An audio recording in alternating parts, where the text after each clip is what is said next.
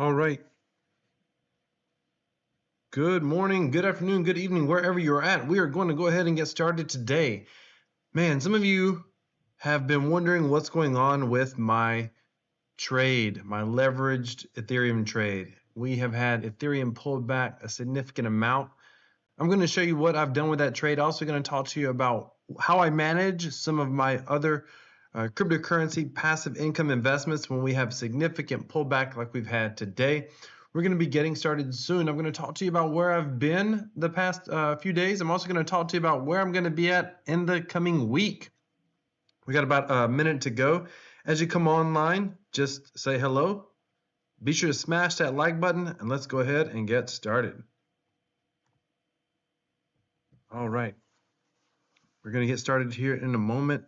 Do me a favor, ladies and gentlemen, as you come in, smash that like button. Say hello. If you have any questions or comments at all, feedback, by all means, leave it in the description. Mtron, welcome. Good morning, brother. Grab your coffee, grab your soft drink, grab your Diet Mountain Dew. That's me. Probably too early to grab alcohol if you're in the States. Should be too early, I guess. But I don't know. A Bloody Mary, a little coffee cocktail. I had some of those when I was away the past few days. I don't know if I had one before noon though. Maybe I did. I'm not a big drinker, but I don't usually turn down opportunities too often. Yeah, I got coffee this morning as well, Imtron. How do you take your coffee? Let me know. All right, we're going to be getting started here momentarily. And we are going to pause that right there. All right, let's go ahead and get started. It's 5 o'clock somewhere. Yes, sir.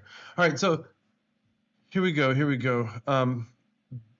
Right now, let me move my mouse over here. We can see that the market started to come back, but ladies and gentlemen, the past 24 hours, we've had a massive 7% dip on Bitcoin, 8% dip on Ethereum. We're going to look at both Bitcoin and Ethereum, why the price has pulled back. And really, the underlying reason that the price has pulled back has to do with Bitcoin. However, there is a key price level that we need to be aware of that could cause the Ethereum price to drop much, much more. So we want to be careful, ladies and gentlemen, and I'm going to cover that as well. Also, I'm going to give a bit of a warning for crypto YouTubers out there. Some of you may enjoy this.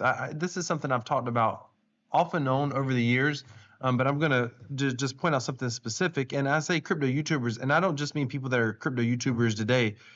Crypto viewers become crypto YouTubers tomorrow. So I just want you to be very, very careful. NG said, good morning, sir. PC. Oh, Punta Cana is a good time. Went last year with the family. Yes, it is, sir. Yes, it is. That's exactly where I was at. For those of you who don't know, I posted this picture yesterday to the community tab. This was my cigar. By the way, that's a counterfeit Cohiba, by the way. I'll explain why I bought that in a moment. This is a picture. By the way, the water is stunning. If you've never been to Punta Cana, the area, I'm not going to say it right. It's Bavardo, something like that. It's the general area where the Hard Rock is located, the Hard Rock Hotel and Casino, which is where I was at, by the way. We were there for about 4 nights, my wife and I. But the reason I am telling you that area is because I've traveled all through the Caribbean.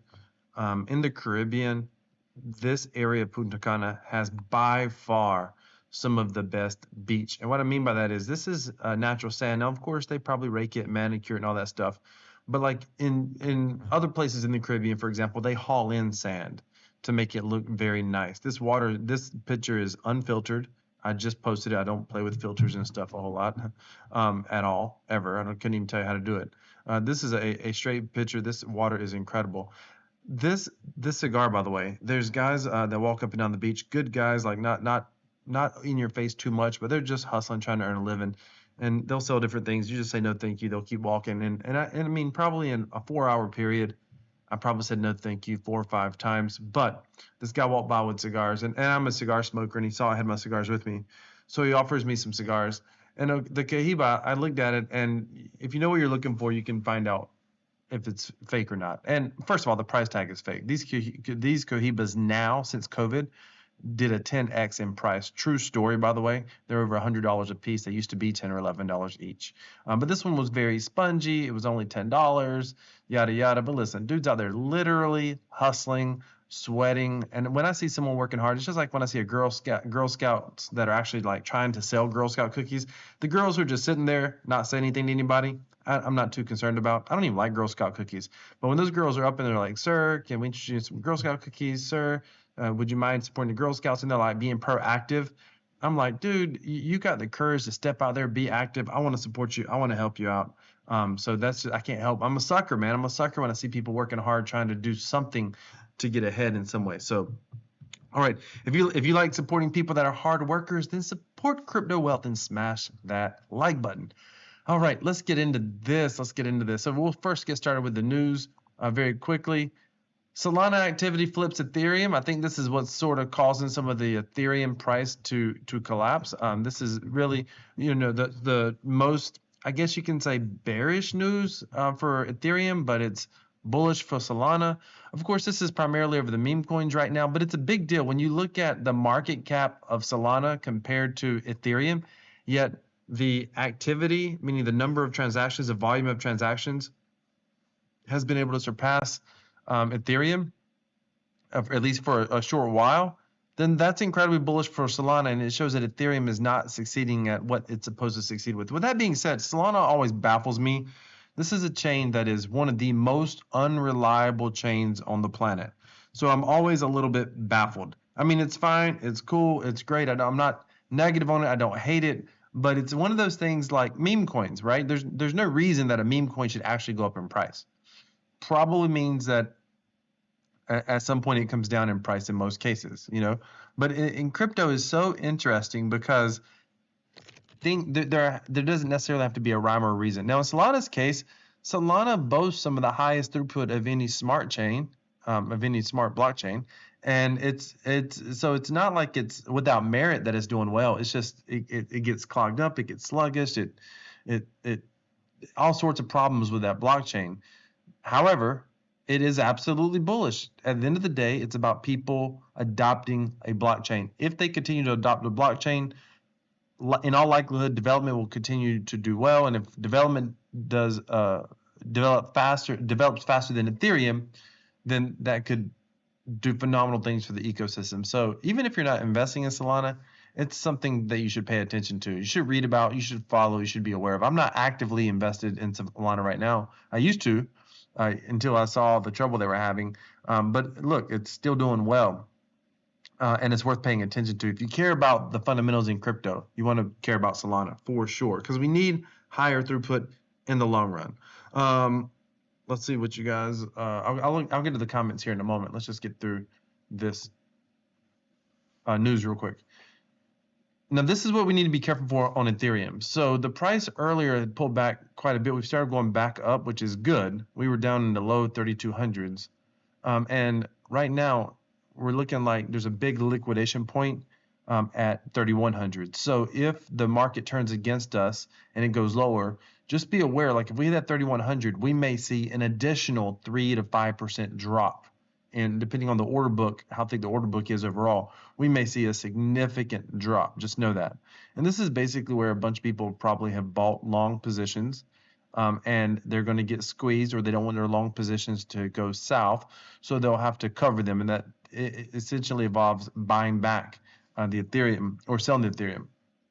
Sorry, I'm getting my options mixed up. But anyway, in which case you're going to see that price drop significantly as those calls try to cover themselves. So just be mindful that can happen, and the 3100 price point on Ethereum is very interesting for this reason. So just be mindful. If you have a position, if you are buying calls or whatever, just be aware that if you're below that 31, if you're like at that 3000 level, you could get in trouble. So just be aware of that. And it's important to pay attention to see what's going to happen. But right now, it looks like we're moving back up. Hopefully we continue to move back up.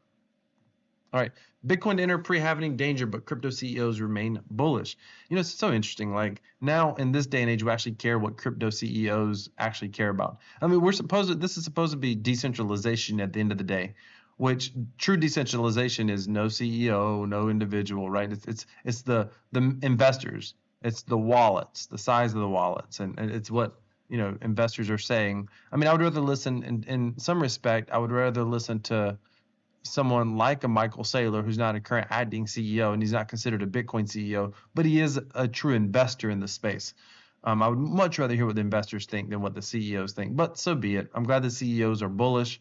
The pre-halvening danger zone, they're talking about it's buy the rumor, sell the news. So people know the halvening's coming. That typically causes a pump in the price. Once a halvening happens, almost always there's a little bit of a sell-off. That's happened in every halvening cycle so far. This is nothing brand new.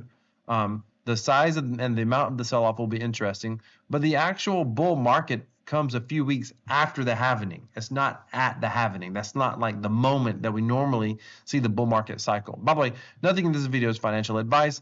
I'm just a cryptocurrency enthusiast. I'm very biased and bullish on the future of crypto, so do not take financial advice from me. Whatever you do, I just like to commentate on this stuff. So we need to be very, very careful.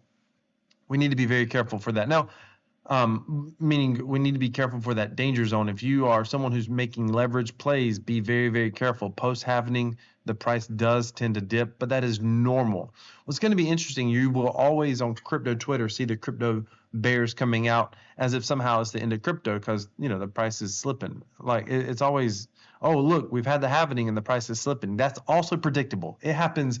I'm telling you, it happens every freaking halvening cycle. So just expect it if you're new to crypto. Like you just expect it. And 6%, 5%, 7% daily dips don't phase you that much when you've been in crypto for a while. Like back in the 2017, 18, 19, routinely we saw 3 to 7% moves almost every single day in Bitcoin and Ethereum. So like that was super common. So seeing that now, even if you see a couple in a row, most of us, we're used to that. Crypto's volatile. That's kind of why it's fun to trade sometimes. All right. Next up, BingX well tanks. This is why Bitcoin price dropped. If you're wondering what the heck happened to Bitcoin, we're going to talk about this. I'm also going to talk about a kind of a warning for cryptocurrency YouTubers next. And then I'm going to show you what I do with my passive income investments when we have a big market move. Because some of you know I have some leverage plays.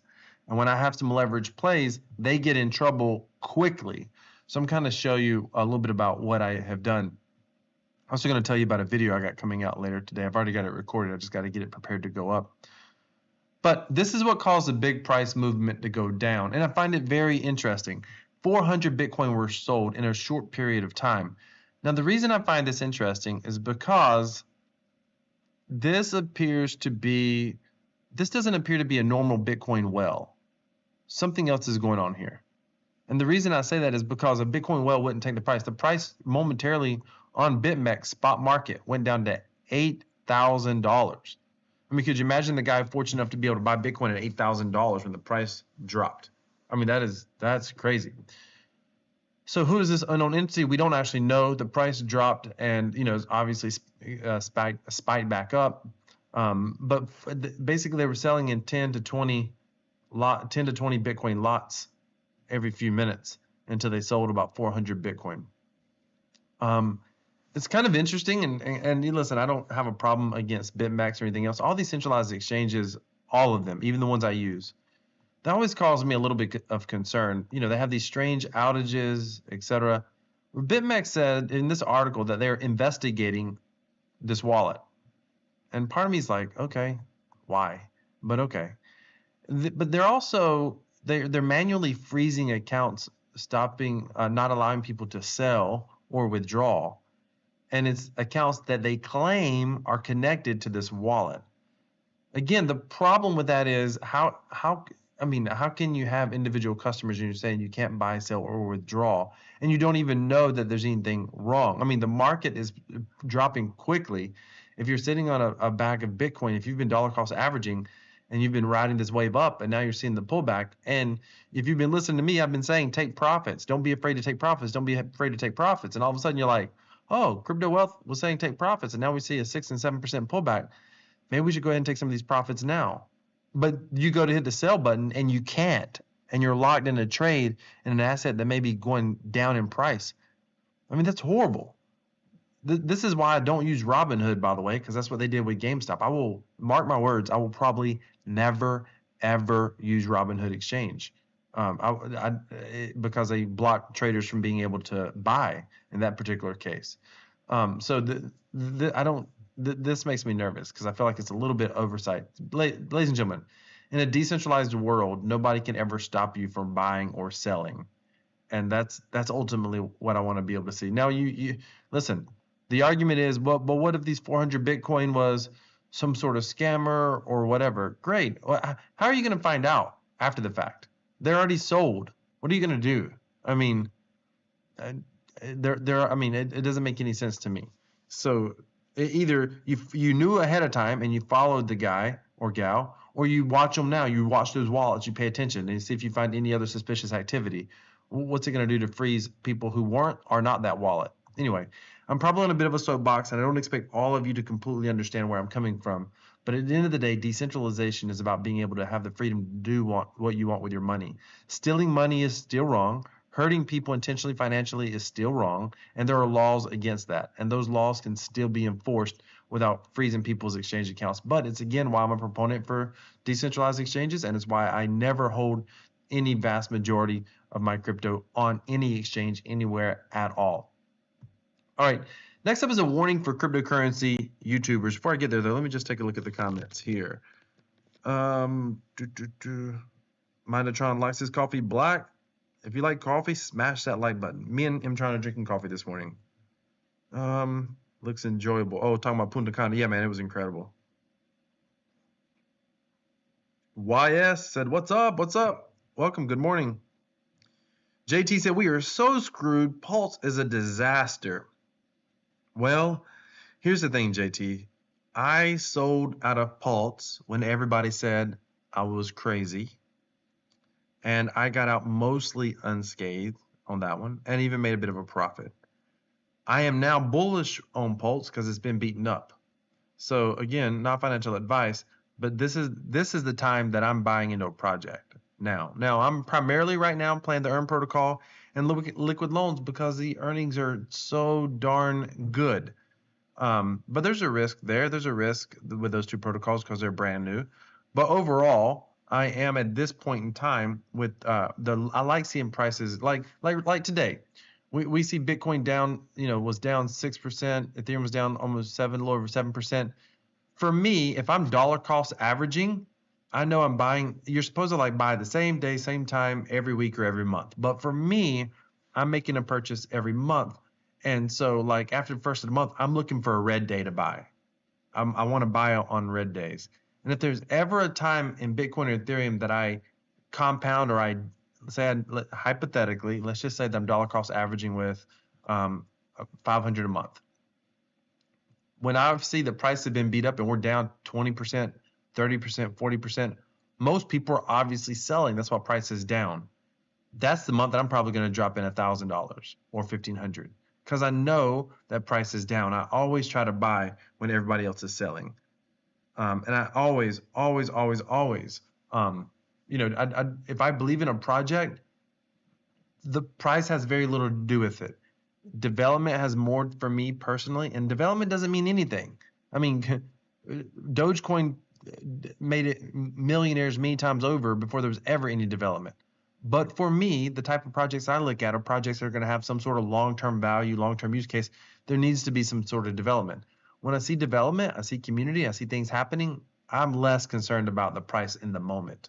Far less concerned about it then. Now, if developers are quiet, nobody's talking about it, the Telegram's a ghost town, that makes me nervous. That's the kind of stuff that makes me nervous. But if there's a vocal majority or even a vocal minority and they're all excited, then I'm usually dollar cost averaging. I'm buying more, buying more, buying more. And that's, again, but this is why I like to earn passive income with crypto. It's easier psychologically to care less about price if you're investing with quote unquote renewable funds every single month. That's kind of the challenge. That's the key. Let's see here. Mtron said Pulse is still growing my bags and now moving some to Solana and Base. Mtron says Earn has been good to me. He's talking about the Earn protocol today. Earn protocol is the start of redemptions. Yes, and I'll touch on that here in a moment as well. Let's go ahead, before we get to my investments, let's go ahead and take a look at this right here. And this is, I wanted to show this. So this is the SEC basically went after this crypto Ponzi scheme in Texas. $300 million Ponzi scheme. First of all, these things are rampant in crypto. I mean, this is what Salinity AI. I'm pretty sure that's a Ponzi scheme. I mean, I just called it out. I thought about it and just went with it. But anything that says, oh, you're making X amount of dollars every single day, and they cannot show you where that money's coming from. You're making X amount of dollars every single day, but you can't tell me where that money's coming from. That's a problem. That is a big, big problem. And I have, to date, I've not seen any of those not be a scam. And I'm not going to tell you that every time it is, but 99.99% of the time, if they are supposed to be doing some sort of arbitrage trading, there's one out there they're supposed to be doing some sort of arbitrage, sports book trading, nonsense, crap. I mean, I'm a profitable sports bettor, by the way. Many of you guys don't know that. I'm a profitable sports bettor. I don't earn 1% at all, and I'm long-term profitable. So it's crazy when I see people. I know what in the industry people do with sports betting. Like I absolutely know like some huge sports bettors that have massive operations, and that's not who I am. I'm a casual guy. I just know how to do what's called positive EV sports betting. Maybe I'll talk about it at some point on this channel. But you like when you see people earning 1% a day, and they're making it every day, and they're supposed to be sports betting, that's garbage. 0.5% a day, that's garbage. And you can't find any trader anywhere doing that. And so you just need to be very, very careful. That's not a problem, by the way. Like, meaning, let me say this. My concern is not to tell you to avoid Ponzi schemes. My concern, my warning is because people who promote these, not people who promote these, people who create Ponzi schemes, listen, you're a sadistic human. You're antisocial on some level. Like you have no conscience. You know it's going to collapse. I'm always fascinated. I'm so fascinated by like Bernie Madoff shows like American Greed, when someone actually starts a Ponzi scheme knowing it's going to collapse and they're willing to do it. That there's something about the psychology behind those type of people that I just cannot comprehend. Not only the pain, but knowing that it's going to end badly is what I can't get over. But what I wanted, the warning I wanted to warn those of you that are either YouTubers or you've been in YouTube before, most people don't realize this. This article has proof of it, so I want to show it. This article talks about where people, oh my goodness. I don't want to get off topic. Before I show you what this article says, I want to say this as well. I recently saw a crypto Ponzi scheme getting promoted on YouTube. And the guy, and I like his channel. I mean, dude, some of his content is so good. He's a smaller YouTuber. And I saw this and I thought, you got to be kidding me. So I saw the title of the video, what he was promoting. So I was like, let me see what he says about it. And he said this quote unquote project was his favorite DeFi project. It's not DeFi. It's an absolute Ponzi scheme.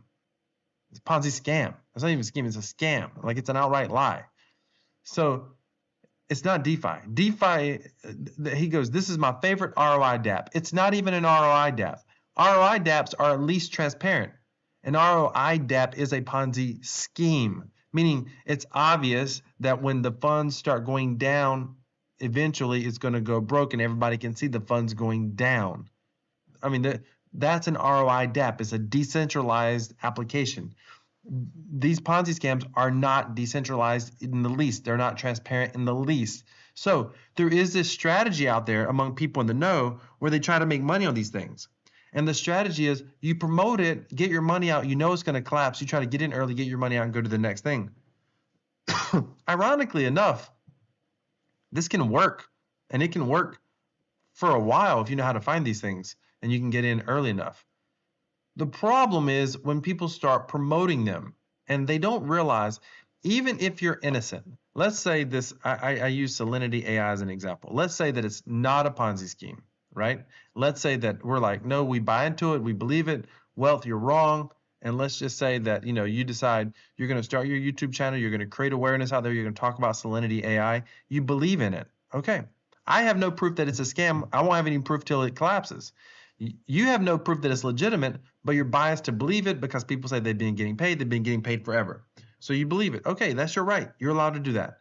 You decide to start talking about it. You promote your affiliate program. I'm assuming it has affiliate program. I don't know if it does, but you promote your affiliate link and that sort of thing. And you're like, I believe in this thing. I want everybody to have an opportunity. It's been paying well. It's growing. We can all get financial wealth from this. And I don't care what you say. Well, I know this thing is real. Okay, that's fair enough. We can disagree. That's cool. But here's what you may not realize when you start doing that.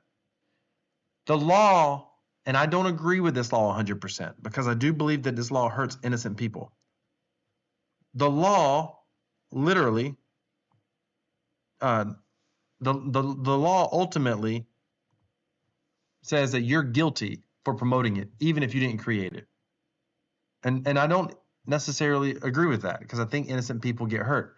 And when I say this sometimes, and I've said this before on YouTube, I've had people in comments say that can't be. Like if you don't know, how can you be held accountable? Like if you're totally innocent, you're just a promoter because you believed in it, how can you be held accountable? Listen, I agree. It doesn't sound fair, but it is the law, and it has been the law long before crypto, by the way. Right here, let me just show you.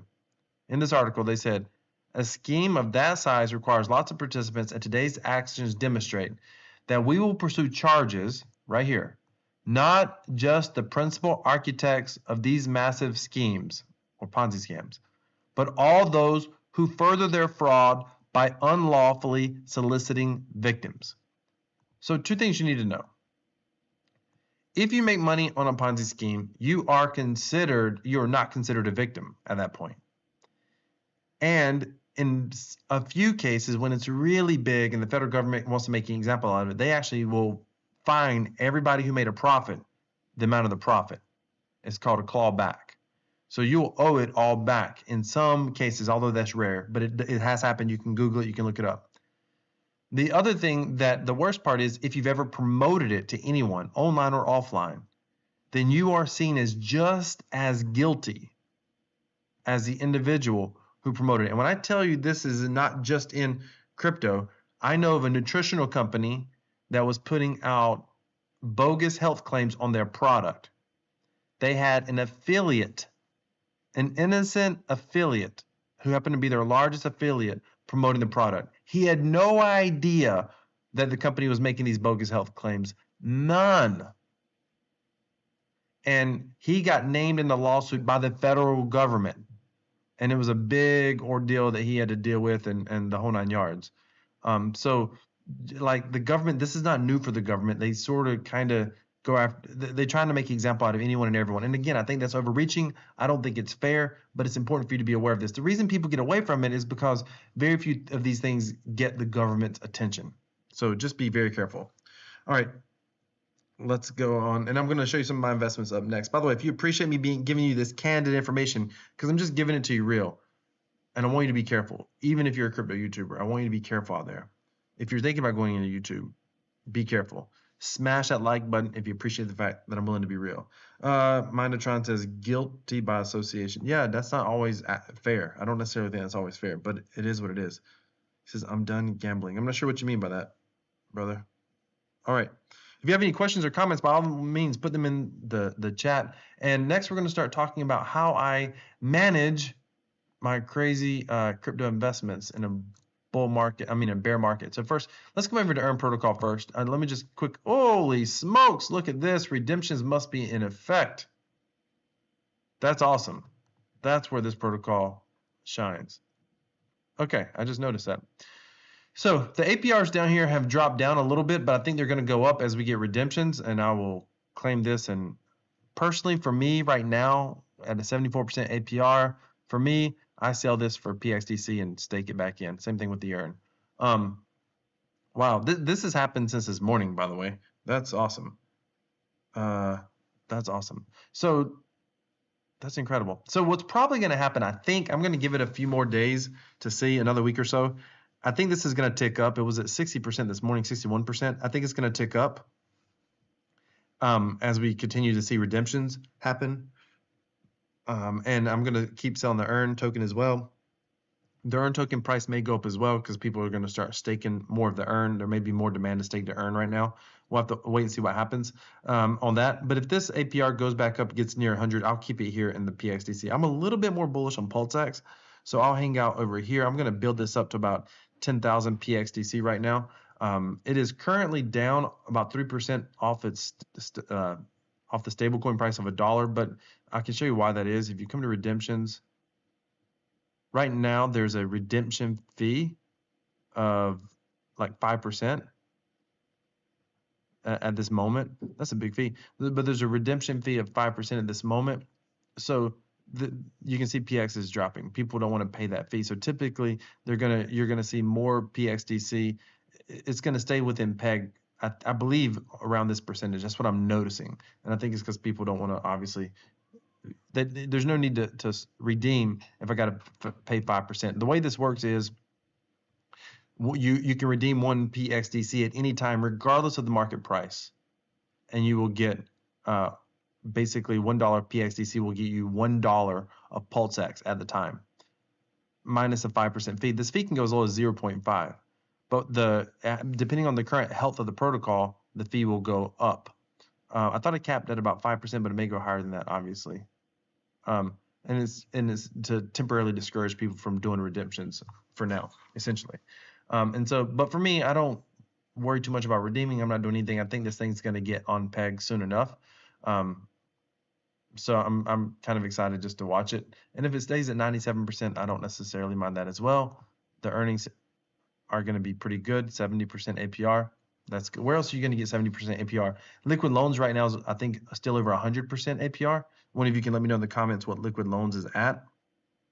But the Liquid Loans is I mean, that's doing very, very good. So I will possibly, if this APR doesn't go up, I'll go over to Liquid Loans. Now, the great thing about this doesn't affect me a ton with the bear market. So that's what's great about this protocol. There's a certain level of stability here. Similar with the casinos. The casinos that I've invested in, the dividends I'm earning, those aren't, I mean, the dividend pool goes down, but I'm still earning every single day based on how the players play. So that has a lot less to do with, if I had time to explain it, you almost dollar cost average with the dividends because people play with USD values most often. So when the price is lower, they're basically playing, the dividend pool is growing, the price pumps, the value of the dividend pool goes up, so your daily earnings end up going up. That gets a little bit complex without looking at it. But point being, Earn Protocol, Liquid Loans, and the casinos are very resistant to downward movement in price. So that's really, really good. Now, Lyra, over here on Lyra, I sell options. I know this is complex to some of you all. I freaking love this platform, and I really like selling options in general. But with Lyra, I'm doing pretty good. As you can see, this thing looks like it goes down dramatically, and it does a little bit, but it's always showing the portfolio value. Now, the portfolio value isn't what I pay attention to. I pay attention to my collateral value. The collateral is what I will have if all of these call and put options just expire, because I sell calls and puts. So I'll keep this brief because I know some of you, this is over your head a little bit, but basically I had 2 call positions get into danger, and so I had to adjust them. So let me show you what I did. If you come to history, these are the 2 positions this morning I had to close out. Oh, by the way, I'm going to show you about my ETH derivative position as well on BingX. I'll be showing you that next. But these are my 2 positions I closed out. I actually took a $244 loss with fees and everything, which meant that my collateral was at $9,667. That's where my collateral was. I closed those positions out. It was down on significantly more, 9,500 or something, I think. I was down. But then when I closed out those positions, I took the money from those positions, the margin that I had on those positions, and I ended up buying this ETH put. So the way that I buy options, with the market's down, like ETH was down at 6% earlier this morning, 6.5% maybe. So what I did was I was like, okay, I need to make up $244. So I came to my options, and the reason I need to make up $244 is because I want my collateral amount to stay at, I wanted to ultimately stay at 9,666.7. I'm not quite there yet. I'll be there by tomorrow. As long as my collateral stays up and keeps growing, I'm making money. No matter what, I'm making money, and I'm going to be okay. So I needed to get my collateral back. So keep in mind, when you sell options, you get paid immediately. So here's what I did. And there's a link. If you want to check out Lyra, there's a link in the description of this video. But here's what I ended up doing. Come to options, go to puts, because I want to go below the market, because the idea is the market's down. This is likely today or tomorrow. It may jump 4 or 5%. So I don't want to necessarily sell calls right now in most cases. I would rather sell puts. So I come over here. I need to go out. I was at the 22nd. So I look at March 29th. I went all the way to the 5th. The further out you go, the further away from this price I'm going to be able to get, and the more money I'm going to make. So in this case, I came down to, I think it was 28 at the time, and I ended up selling 3 of these for, I believe it was $57. Let's go look. Where's it at? Yep, April 5th, 28. I sold 3 for $57. That's what it. So I made a significant portion of that $244 back. That's why you see my collateral. I'm only $74 off now. So that $74, probably tomorrow, maybe here later, I can close out this position. It's too long to wait. I mean, I can wait 10 days, but I'm only going to make, a little bit of money. So, I mean, I'm basically 1% off of my total profit, plus I'm going to pay fees. But this is a larger position. The fee's only $1 or $2. So that's not even 1%. So I may close it out. Once I close it out, and I'll probably do it later today, maybe do it once I get off camera, but once I close it out, then I'll actually have, I'll sell some more options on that. And again, at that point, my collateral will be above where it was this morning. So as you can see, even though my portfolio value looks down, that's assuming I was going to close everything out right now. I'm not going to do that. As long as my collateral keeps going up, I'm still making money. And the goal is to close out, to raise that collateral by currently between $400 to $700 a month. That's the idea. Ultimately, I want to get $1,000 a month. At $1,000 a month, that means I essentially could withdraw $1,000 every month in profit. And my passive income streams, it's about $1,000. It's about getting to $1,000 a month. That's the goal with each and every one of them. And it's about diversification among the passive income streams. So with this one here, I'm almost to 10,000. I'll get there soon. And those of you who are subscribed to my $1,000 per month journey, if you go down in the description, you can subscribe and follow my $1,000 per month journey with copy trading and whatnot. I'm going to also start doing a portfolio update to that email group as well, where I'm going to this is where I started the month at, this is where I ended the month at. I may put some of that on YouTube, but I'm definitely going to make certain that I send it out to everyone who's subscribed to that email list. So just some kind of sort of free alpha on my portfolio if you want it. All right. Next up, and I'm just being transparent. Like I don't know that most people are. I don't really care what most people are doing. As a subscriber, listen, I win, I lose, I make money, I lose money. At the end of the day, I hope you get value out of learning along with me. At the end of the day, I want us to all win. I mean, I hear people talk about, trading's an individual sport, crypto's an individual sport. Yes, it is. But at the end of the day, there are going to be winners, there are going to be losers, and I want as many of my subscribers to ultimately win. Period. End of story. All right, next up, BingX. So remember, some of you remember, I had a massive trade running. Massive as in it was very profitable. I had, I think I ended up with $1,800 in the trade, and I was up at one point almost $2,000. Well, we'll come to this in a minute. That trade, I closed it out. I closed it out last night. I actually recorded a video of closing it out. So glad I did, obviously, because I dodged a bullet. Let me see if the history's here. Transaction history. So I don't know if this is copy trading. This is what I closed out yesterday. I made $528. Only it was about 27% profit on the trade, I think, 27%. I wish it was more. That's the truth. I wish it was more. But I didn't know what I was going to wake up to overnight. And I'll talk about this here in a moment. I didn't know what I was going to wake up to overnight. And so I went ahead and took the profit. Glad I did, obviously. And I put the profit on some new traders here, by the way, as you can see. And so I added I added to this position. I added to this person as well. But as you can see, we've got some people in the red. I don't worry about this too much, copy trading, because I understand what they're doing. And like this guy right here, I can come over here. He trades Doge. He's only at a 2x. As the price continues to dip, he can go higher. I've seen him as high as an 8x. So he's okay right now. And if Doge pumps, he's going to get out for a profit. Most likely, all these guys will get out for profit. This morning when I looked at it, I was at almost $1,000 in the negative. But this is not closed trades. That's important for you to understand. These are just the positions they're holding are currently in the negative. Just like in Lyra right now. I'm negative $246 for the day, even though I'm only $74 down on my collateral because I've adjusted my trades, or what's called rolled your trades. Similarly here, they're still making buys. I'm not too terribly worried about this right here. I'm just not. And they've already got some of it back, and they'll probably most likely continue to get it back. But if they don't, it's why I'm starting to diversify as well. I'm looking for, I want to find one more trader that's pretty conservative, because the more risk they are, ultimately, the more you're gambling. So I want to find another trader that's pretty conservative. That would have me at 5.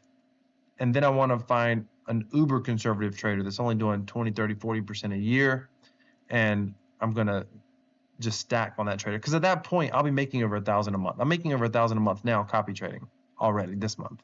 Unless something catastrophic happens, I'm going to do well over 1,000. And the truth is, by tomorrow, if this turns around a little bit, then usually when the traders take on more risk like this and the positions are in the red, it usually means the profits are going to be higher when they start making profit. And that's really, really, that's a good thing. By the way, you can, if you want to check out BingX, there is an affiliate link in the description. It is an affiliate link, ladies and gentlemen. So just be mindful of that. All right. Any questions or comments, let me know. By all means, don't hesitate. I try to be an open book as much as I can. And at the end of the day, I want us all to win. Period. In the story. And if you can appreciate that, do me a favor and smash that like button. All right. Just checking the comments. Later today, I will upload a video. It's only a 2 or 3 minute video, and it's going to show you where I actually closed out that derivatives trade last night at around 8 o'clock for a profit. Now, I will tell you, I was hoping to show a trade this morning. I was almost in a position to have to roll this trade right here. Roll means close it out and then resell further in the future to get the money back, any losses. But earlier today, let's see where it's at now. Let's go to options. Let's go to BTC. Go to put options at 60,000. I think it was the 29th. Is it 29th to 22nd? Let me just double check that. 29th. No. 22nd. Okay. So if you come here, I thought I was going to roll, and I may still roll it. You may see this tomorrow. 22nd, put 61,000. See this 60,000. See this 0.21? This is delta. If my delta gets to a 0.3 or 0.30, like earlier this morning when I was watching it, I was as high as 0.28. And I was about to record a video. If I'd have got a 0.29, sometimes I'll go ahead and close it out. I was about to record a video and show you how I close out a trade and roll it into a future week, like the 29th or even the March 5th, to get that profit back. I was going to kind of show you how I do that. I didn't have to worry about doing it because the market started moving away from 60,000. So far I'm good, and it looks like that position is going to be okay for now. And it's back in profit. I was losing just a little bit. Wasn't losing a ton, but I was losing just a little bit on that position earlier. All right, ladies and gentlemen, thank you so much for watching. Today we talked about what's going on with the Bitcoin price. We talked about what's going on with the Ethereum price. We talked about crypto YouTubers, what you need to be very careful for as a crypto YouTuber in this space in regards to what you end up promoting, what you end up talking about. So be very, very careful. If you aren't familiar with what I'm talking about, you can go back and rewatch the video. We talked about some price levels to be careful for when it comes to Ethereum. I told you what I'm doing in a bear market when it comes to the EARN protocol, even liquid loans, talked about my copy trading, touched on my casino investments for a little bit. I talked about so much this morning. We've packed a lot in about 45 minutes. I absolutely appreciate you. Appreciate you, Mtron, for being here. Thank you so much. NG Floater as well. JT, if you're here still, I appreciate you. YS, if you're here, I appreciate you. And those of you that have been too shy to say hello, be sure to say hello tomorrow. Ladies and gentlemen, decentralized cryptocurrency equals freedom. This is Crypto Wealth. I'm out.